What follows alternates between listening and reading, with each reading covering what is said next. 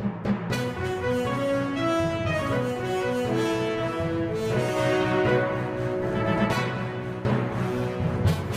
में से ज़्यादातर लोगों ने बचपन में अपने बड़ों से सुना होगा कि अच्छे कर्म करने से स्वर्ग मिलता है और बुरे कर्म करने से नरक मिलता है। स्वर्ग में इंसान की आत्मा का भव्य स्वागत और सत्कार होता है, वहीं नरक में इंसानों को अपने बुरे कर्मों की सजा भोगनी पड़ती है।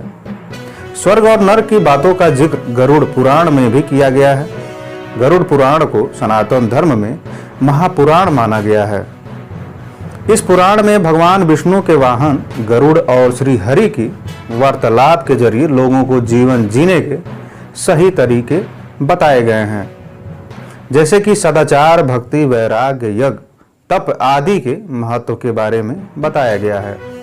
साथ ही में कर्मों के हिसाब से स्वर्ग लोक और नरक लोक जाने की बातों का भी जिक्र किया गया है। गरुड़ पुराण में जीवन, मृत्यु और मृत्यु के बाद की स्थितियों के बारे में बताया गया है। हालांकि स्वर्ग और नरक की बातें कितनी सटीक हैं ये तो बताया नहीं जा सकता, लेकिन गीता में भगवान श्री कृष्ण ने एक बात जरूर स्पष्ट की है कि आत्मा का कभी अंत नहीं होता।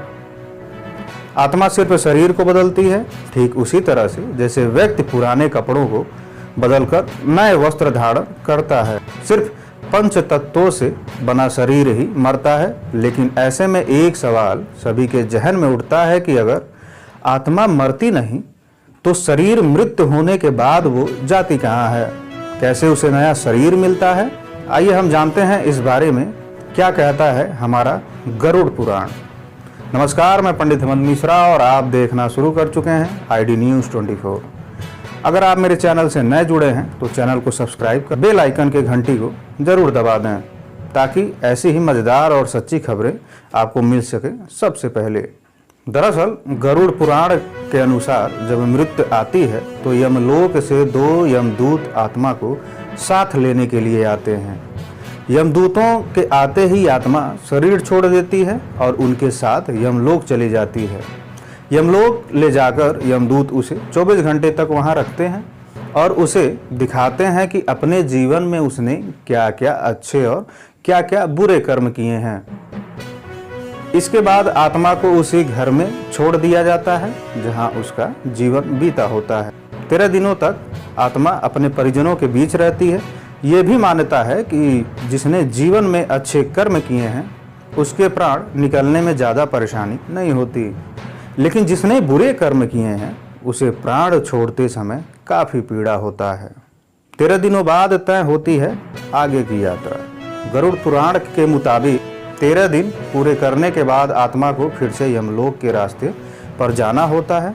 यमलोक के रास्ते में उसे 3 अलग अलग मार्ग मिलते हैं: स्वर्गलोक, पितृलोक और नरकलोक। व्यक्ति के कर्मों के आधार पर यह निर्धारित किया जाता है कि उसे किस मार्ग पर भेजा जाएगा। पहला अर्ची मार्ग यानी देवलोक की यात्रा का मार्ग माना जाता है। दूसरा मार्ग धूम मार्ग यानी पितृलोक का मार्ग बताया गया है। और तीसरा मार्ग उत्पत्ति विनाश मार्ग जो नरक की यात्रा के लिए होता है। अपने पाप और पुण्य को निर्धारित समय तक भोगने के बाद आत्मा को फिर से शरीर मिलता है। अगर हमारे द्वारा दी गई जानकारी आपको पसंद आए तो आप कमेंट बॉक्स में बताइएगा, और अगर आपको वीडियो अच्छी लगे तो लाइक करिएगा और सब्सक्राइब करना ना भूलें। और ऐसे ही मिस्टीरियस कहानियाँ जानने के लिए हमसे जुड़े रहें। अब हम इसी के साथ विदा लेना चाहते हैं, तब तक के लिए नमस्कार।